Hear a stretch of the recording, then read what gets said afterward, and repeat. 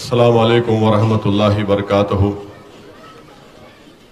मोअज़्ज़िज़ हाज़रीन कराम, बुज़ुर्गान कौम और मिल्लत, पसे पर्दा बैठ कर सुनने वाली मेरी इज़्ज़तदार माँ और बहनों, शे नशीन बतशरीफ़ फरमा बिहार से तशरीफ़ लाए बिहार के मजलिस इत्तेहादुल मुस्लिमीन के सदर और रुकन असम्बली बरादरम मोहतरम अख्तरुल ईमान साहब, बिहार मजलिस इत्तेहादुल मुस्लिमीन के शरीक मोतमद मोहतरम जनाब आफ्ताब साहब, हल्क़े असम्बली नामपल्ली के मजलिस इत्तेहादुल मुस्लिमीन के उम्मीदवार मोहतरम जनाब माजिद हुसैन साहब, शे नशीन बतशरीफ़ फरमा मजलिस इत्तेहादुल मुस्लिमीन के अराकीन बल्दिया, साबिक़ा अराकीन बल्दिया, मुअज़्ज़िज़ हाज़रीन इकराम, आप तमाम जानते हैं कि रियासत तेलंगाना के असम्बली इंतखाबात की राय दही का दिन 30 नवंबर के दिन है।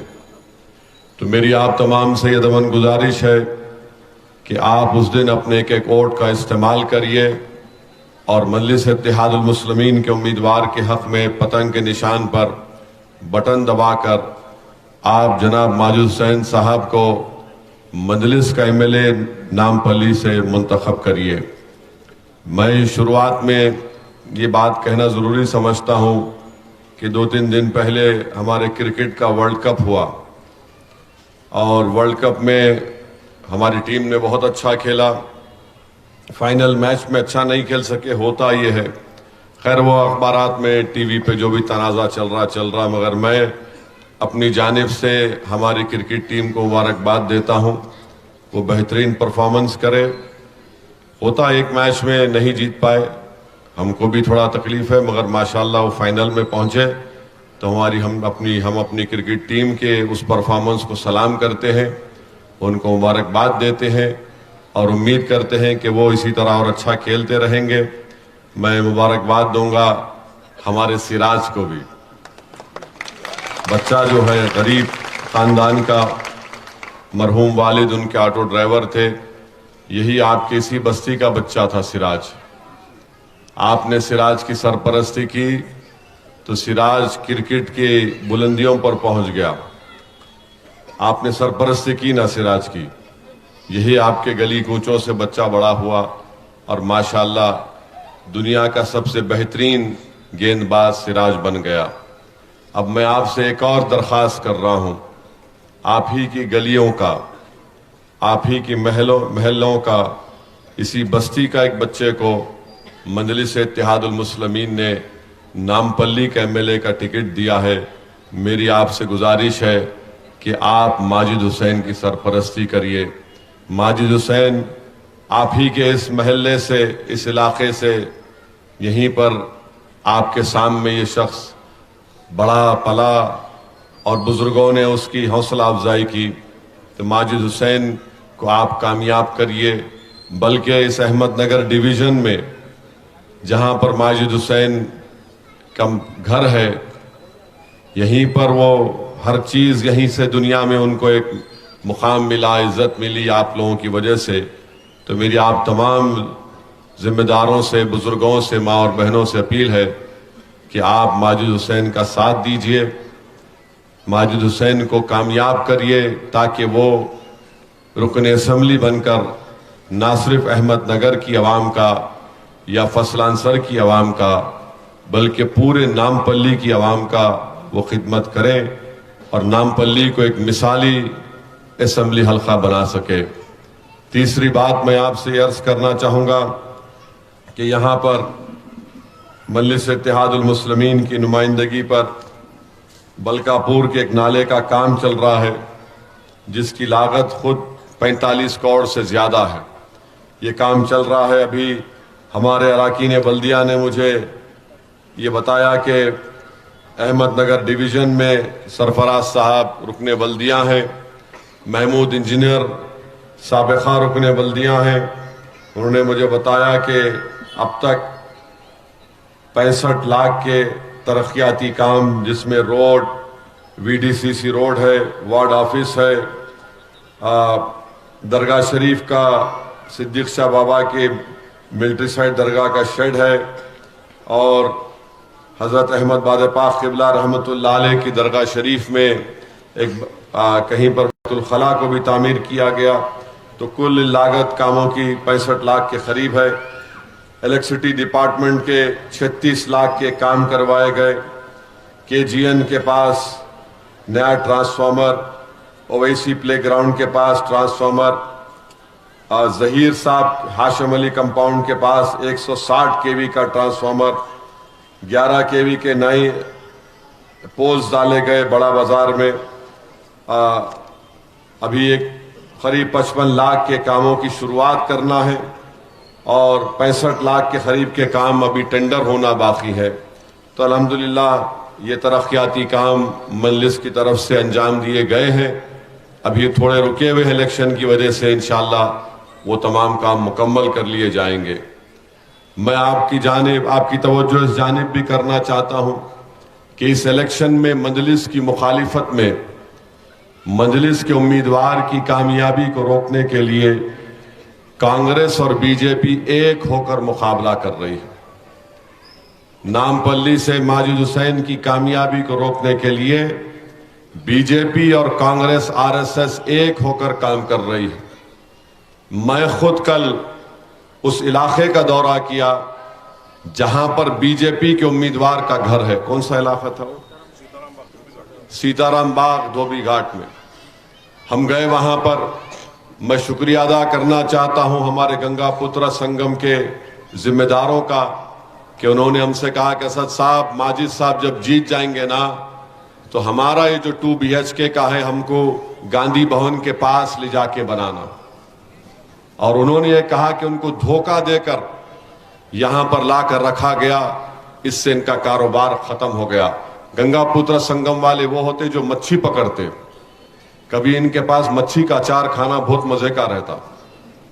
खैर अब बोलेंगे इलेक्शन में इन्हों खाने की बात कर रहे, फिर अखबार में हेडलाइन आएंगी इन्हों फिर ऐसा खाने की बात करे। खैर हमारे आशिक बहुत है मीडिया में। ये गंगा पुत्र संगम के लोगों ने ये कहा, वहां पर दलितों ने और हमारे गौड़ तबके के भाइयों ने कहा कि उनके जमीन का रेगुलराइजेशन का मसला है। करीब 1.5-2 घंटे का पैदल तफसीली दौरा उनके पास हुआ। मैं शुक्रगुजार हूं उन तमाम लोगों का कि बड़ी इज्जत के साथ और बड़ी मोहब्बत से हमसे पेश आए। तो मुझे किसी ने कहा कि साहब ये बीजेपी के उम्मीदवार का घर है। वहां पर देखा तो ऐसा देखा सन्नाटा है, खुद के घर पे पोस्टर ने लगा लिया बेचारा। तो लोगों ने कहा साहब ऐसा नहीं है, इन्हें उससे मिला हुआ है। मैंने कहा किससे मिला हुआ है? वो जो नामपल्ली के 1.5 लाख मुसलमानों को फेनेटिक बोला, दीवाना बोला, तालिबानी मानसिकता के कहा, वो उनसे मिला हुआ है। तो आप अंदाजा लगाइए कि उनके घर के अतराफ के लोग ये कह रहे हैं। ये पूरी कोशिश की जा रही है कि किसी ना किसी तरीके से मजलिस इत्तेहादुल मुस्लिमीन की कामयाबी को रोका जाए। मगर मुझे यकीन है अल्लाह सुब्हानहू व तआला की ज़ात पर, मुझे यकीन है कि आप और हम मिलकर इंशाअल्लाह ताला यहां से माजिद हुसैन को MLA मुंतखब करेंगे। और मैं आपको जिम्मेदारी के साथ कह रहा हूं कि मोदी और राहुल नामपल्ली में एक हो गए और असदुद्दीन ओवैसी को रोकना चाहते हैं। तो मैं नामपल्ली की आवाम से एक ही बात कहना चाह रहा हूं कि आप असदुद्दीन ओवैसी और मजलिस और माजिद का साथ दो, ताकि मोदी और राहुल को हम मिलकर हराएंगे इंशाअल्लाह ताला नामपल्ली में। ये आपको आगे बढ़कर फैसला करना पड़ेगा। सिर्फ सीटियां मारने से नहीं होता बाबू, बटन दबाना पड़ता जाके, समझे ना। मुंह में उंगली रख के सीटी मारना आसान है, जाके पोलिंग बूथ पे मारना टप टप टप टप टप टप टप टप। ऐसा बटन दबाना कि मशीन में अगर अल्लाह जबान दिया तो पुकार के बोलना तोबा तोबा तोबा, इतने खतरनाक लोग आके मेरे को मार के गए, कभी इतने नहीं मारे। तो आपका काम यह है कि 23 नवंबर के दिन इन नापाक साजिश करने वालों को आप अपने इत्तेहाद से बदतरीन शिकस्त दीजिए उनको। और नामपल्ली की आवाम मेरी इस बात को गौर से सुन ले कि ये कांग्रेस का उम्मीदवार खुद कह रहा है कि नामपल्ली में 2 लाख मुसलमान में से 1.5 लाख मुसलमान फेनेटिक हैं। तालिबान के साथ उनकी सोच तालिबान की सोच की तरह है। मैं पूछना चाहता हूं राहुल गांधी से, किस बुनियाद पर आकर आप अपनी पार्टी के लिए वोट मांगोगे? क्या आप हमारी बेइज्जती करेंगे? क्या आप हमारी बेइज्जती करके आप ये दिखाएंगे कि हम आपको वोट दें? किस बुनियाद पर कांग्रेस पार्टी नामपल्ली के मुस्लिम अकलियत की बेइज्जती करना चाहती है? इनको शर्म नहीं आती इस तरह की वीडियो निकालकर? 2 लाख में से 1.5 लाख कहते हैं। मुझे यकीन है कि नामपल्ली के 1.5 लाख नहीं बल्कि 2 लाख से ज्यादा आवाम इस तरह के गुरूर और तकब्बुर रखने वाले शख्स को जमहूरी तरीके से उसको शिकस्त देंगे। आपको अपना जुनून दिखाना पड़ेगा, आपको अपना पागलपन दिखाना पड़ेगा एक मर्तबा, और बताना पड़ेगा इन जालिमों को कि तुम अपनी जबान से हमारी बेइज्जती नहीं कर सकते, तुम नामपल्ली के गयूर अवाम की तौहीन नहीं कर सकते। तो मेरे अजीज दोस्तों, मेरी इज्जतदार माँ और बहनों, ये कांग्रेस के उम्मीदवार का कहना है। और फिर माजिद हुसैन में एक चीज है जो कांग्रेस के उम्मीदवार में नहीं है। माजिद हुसैन शिरक नहीं करता। ये मोहतरम तो क्या क्या कर जाते नहीं मालूम। इनका एक वीडियो माजिद हुसैन और हम लोग देखे, जिसमें वीडियो में कांग्रेस का उम्मीदवार बीजेपी के लोगों से बोल रहा कि प्यारे मेरा साथ दे दो, पार्लियामेंट में बीजेपी का साथ दे दो। ये वीडियो है उनका, वीडियो में बोल रहा है। अगर ये सब देखने के बावजूद भी अगर आप अपने दिलो दिमाग में कुछ और सोचेंगे तो फिर आप खुद यहां पर आरएसएस को मजबूत करेंगे नामपल्ली में। बताइए, आप इस तरह की घटिया सोच रखने वाले लोग किस तरीके से आकर नामपल्ली की आवाम से वोट का मुतालबा करते हैं। और फिर यह कांग्रेस का रिकॉर्ड आपको बताता हूं। अख्तरुल ईमान हमारे भाई बैठे हैं, 2015 से लेकर 2020 तक 5 साल अख्तरुल ईमान साहब, आफताब साहब, माजिद हुसैन, आदिल हसन, पूरी बिहार की टीम दिलो जान से सीमांचल की सरजमीन पर मजलिस के लिए मेहनत किए। सैलाबों में रिलीफ बांटे, कोविड आया वहां पर काम किए। जब इलेक्शन आया तो उस वक्त मजलिस के 5 एमएलए जीत गए। 5 एमएलए मजलिस के जीतते ही कांग्रेस परेशान हो गई, लालू परेशान हो गए। और क्या किया उन्होंने? जिस एमएलए को हमने अपने खून पसीने से जिताया, ऐसे ऐसे एमएलए मैं बोलना नहीं चाह रहा हूं कि पोलिंग से 2 दिन पहले आकर रोते थे साहब कुछ नहीं है। एक शख्स था जो आकर कहा कि मेरा भाई मुझे घर से निकाल दिया, ओवैसी साहब मेरे पास घर नहीं है, मुझे टिकट दो। हम उनका साथ दिए, सीमांचल की आवाम ने उनको वोट डाला, उनको लाखों सलाम, जीत गए। और कांग्रेस ने हमारे 4 एमएलए को खरीद लिया। कितने में? बेईमानों को 50 लाख 80 लाख में अपना ईमान का सौदा कर लिए। एक तो साहब इतने घटिया हैं, मीर जाफर, मीर सादिक भी कहना उनको तारीफ करने के बराबर होगा। वो क्या किए? कांग्रेस से पैसे लिए, दुबई में बिरयानी की होटल खोले और किसको ले जाकर इनॉग्रेशन कराए? जुबली हिल्स के कांग्रेस के साबिका क्रिकेटर को। उनको फर्स्ट क्लास का टिकट दिए, उन्होंने बोले मैं फर्स्ट क्लास के बगैर नहीं आता, तो 3-4 लाख का टिकट दिए।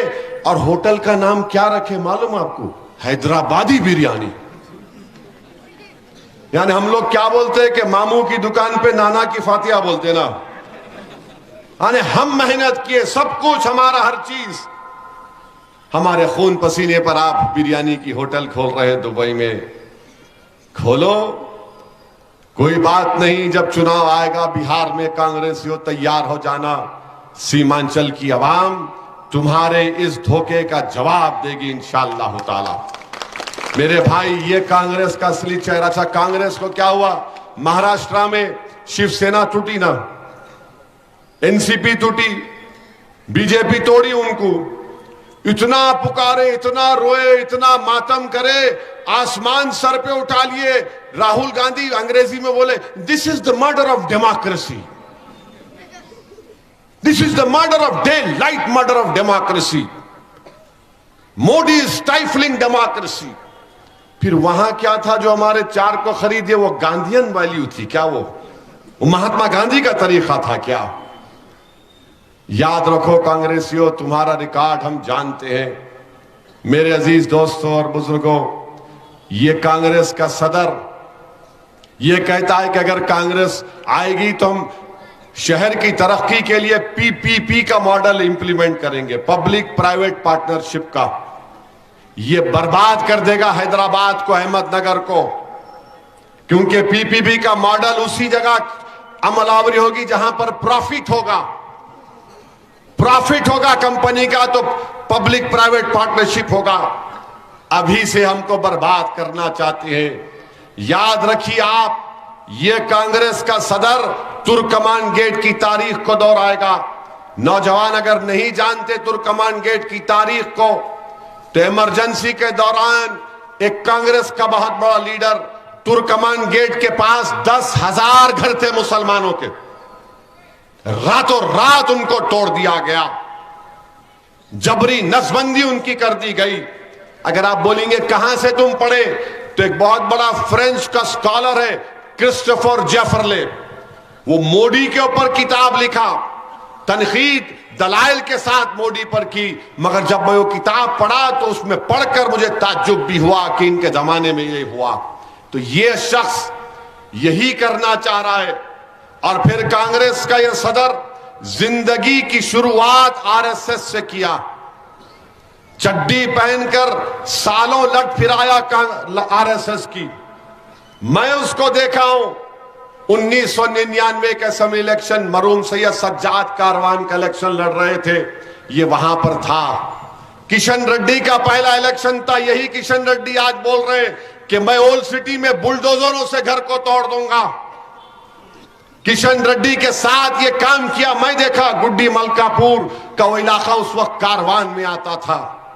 आज मोहन भगवत के हुक्म पर कांग्रेस में है।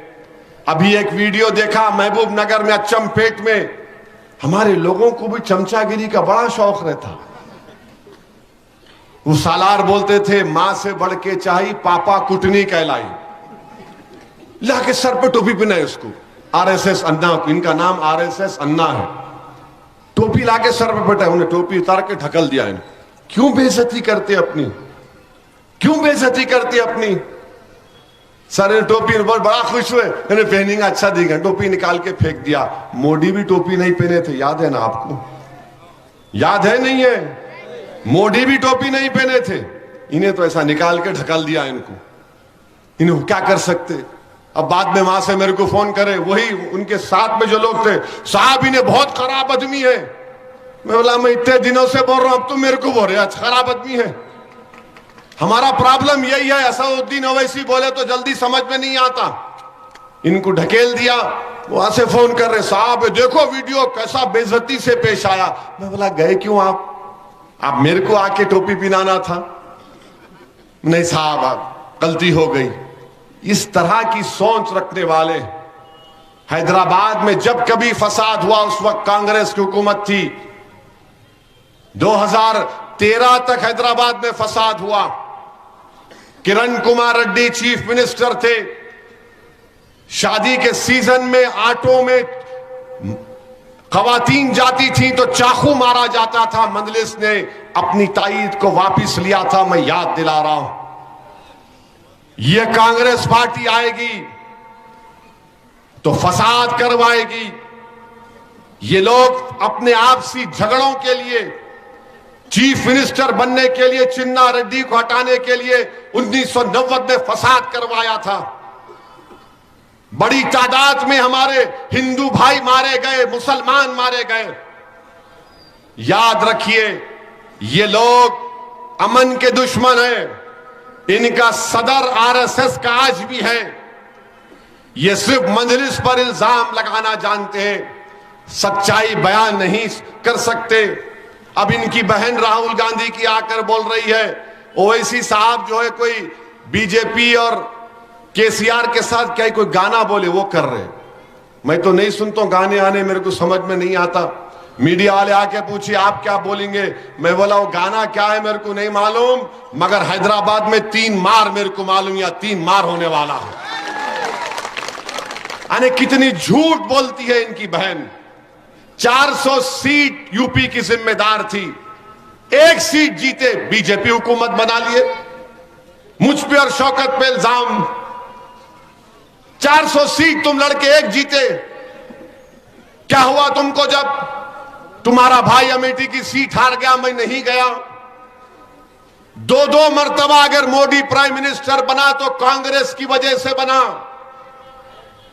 2014 में 45 सीट, 2019 में कुछ 50 के ऊपर सीट, 520 सीट लड़के तुम 50 जीतते और उंगली उठाते असदुद्दीन ओवैसी पर।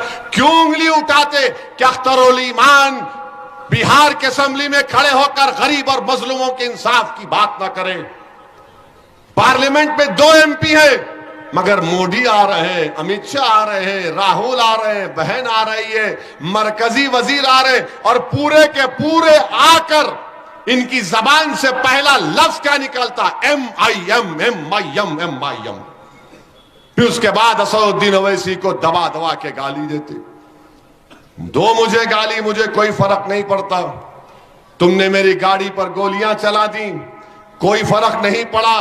तुम गालियां दोगे, दो, कोई फर्क नहीं पड़ता। ये तो आका की सुन्नत है गालियां सुनना। ताइफ का सफर, मक्के के वो दिन, ये सब हमको याद है। मगर जो लोग आज ये बातें कर रहे हैं, मैं उनको बता रहा हूं, नामपल्ली से तुम नहीं जीतोगे इंशाअल्लाह ताला। नामपल्ली से मंजलिस ही कामयाब होगी, नामपल्ली से मंजलिस ही कामयाब होगी। और माजिद हुसैन का, अभी मैं तकरीर में बोला कि माजिद में और कांग्रेस के उम्मीदवार में फर्क क्या है? फर्क यह है कि माजिद ग्रेजुएट है और माजिद अपने नॉमिनेशन फॉर्म में लिखे कौन से स्कूल में जाके पढ़े, क्योंकि उनकी अम्मा टीचर थी, अल्लाह उनको सेहत दे। इन्हों अपने नॉमिनेशन फॉर्म में यह भी नहीं लिख सके कौन से स्कूल में गए, कौन से स्कूल में पढ़े, वो भी नहीं लिखते। ठीक है, कोई बात नहीं, नहीं लिखना, नॉमिनेशन में लिखना था। माजिद हुसैन के पास बैंक अकाउंट है, इनके पास बैंक अकाउंट नहीं है, मगर बीवी के पास लोन है। अकेले ये मैं, आप इंटरनेट से डाउनलोड कर लो, आप, मैं झूठ नहीं बोल रहा हूं, इंटरनेट से डाउनलोड करके देख लो आप। और फिर उसके बाद बड़ी बड़ी बातें, मैं ये कर दूंगा, मैं वो कर दूंगा, मैं ऐसा कर दूंगा। अरे तो 3 मर्तबा शिकस्त खाए तुमने, नामपल्ली के लिए क्या किया? मैं आपको बता रहा हूं, नामपल्ली के जितने गवर्नमेंट के उर्दू स्कूल्स हैं, जाकर देखो आप। मंजलिस की तरफ से हमने वहां पे चेयर, टेबल, टॉयलेट बनाया, रंग कराया, उसको साफ कराया। पिछले 15 साल से मंजलिस से, 2005 से मंजलिस उर्दू के गवर्नमेंट स्कूलों में एजुकेशन किट देती है। कहां थे ये लोग? अच्छा ये बताइए, कोविड में नजर आया है नमूना? कोविड के दौरान नमूना नजर नहीं आया। लोग बोल रहे थे कि 2-2 ऐनक लगा के, 3-3 मास्क लगा के बैठा हुआ था, अम्मा कोविड करीब नहीं आना मेरे। और कौन जाके खिदमत कर रहा था? महमूद, सरफराज, माजिद ऑक्सीजन के सिलेंडर ले जाकर गरीबों तक पहुंचा रहे थे। जब अपनी लोग अपनी जान को बचाने की फिक्र में थे, हम अब आवाम की जान को बचाने के लिए भाग रहे थे। 1200 ऑक्सीजन के सिलेंडर मंजलिस ने गरीबों में बांटे। खैर बहरहाल वक्त कम है, मैं आपसे सिर्फ यही गुजारिश करूंगा कि आप 30 नवंबर के दिन अपने घर से निकलिए, पतंग के निशान पर बटन दबाइए, मंजलिस को कामयाब करिए। इस नामपल्ली की सीट पर आज मैं कह रहा हूं, हमारे हिंदू भाई, हमारे दलित भाई, ओबीसी भाई सब हमारे साथ आ चुके हैं और इंशाअल्लाह ताला मजलिस को एक अजीमुशान कामयाबी मिलेगी। आप वोट डालिए खुदा के लिए, सुबह सुबह निकलिए अपने पूरे अफराद खानदान के साथ। इलेक्ट्रल कार्ड नहीं है, आधार कार्ड लेके जाइए, बैंक की पासबुक फोटो, आपका पासपोर्ट, ड्राइविंग लाइसेंस फोटो के साथ लेकर जाइए। अपने वोट का इस्तेमाल करके पतंग के निशान पर बटन दबाकर अपने इत्तेहाद को और अपने सियासी शऊर का सबूत दीजिए। अस्सलाम वालेकुम व रहमतुल्लाहि व बरकातहू।